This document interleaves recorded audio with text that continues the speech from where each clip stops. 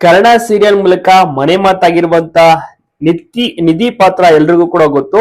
ನಿಧಿ ಪಾತ್ರದಲ್ಲಿ ತುಂಬಾ ಚೆನ್ನಾಗಿ ನಟಿಸ್ತಾ ಇದ್ದಾರೆ ಭವ್ಯ ಅವರು. ಸೊ ಭವ್ಯ ಅವರ ಒಂದು ಕ್ಯಾರೆಕ್ಟರ್ ಏನಿದೆ ತುಂಬಾನೇ ಇಂಪಾರ್ಟೆಂಟ್ ಆಗಿರುತ್ತೆ. ಸೊ ಯಾವಾಗ ಕರ್ಣನ ಜೊತೆ ಮದುವೆ ಆಗುತ್ತೆ, ನಿಧಿ ಮತ್ತೆ ಕರ್ಣನ ಮದುವೆನ ಜನರು ಕೂಡ ನೋಡಕ್ಕೆ ವೆಯ್ಟ್ ಮಾಡ್ತಾ ಇದ್ದಾರೆ. ಅತಿ ಶೀಘ್ರದಲ್ಲೇ ಅದು ನೆರವೇರುತ್ತೆ ಅಂತಾನೆ ಹೇಳ್ಬೋದು. ಯಾಕೆಂದ್ರೆ ಈಗ ಸತ್ಯ ಒಂದೊಂದಿಗೆ ಗೊತ್ತಾಗ್ತಾ ಇದೆ.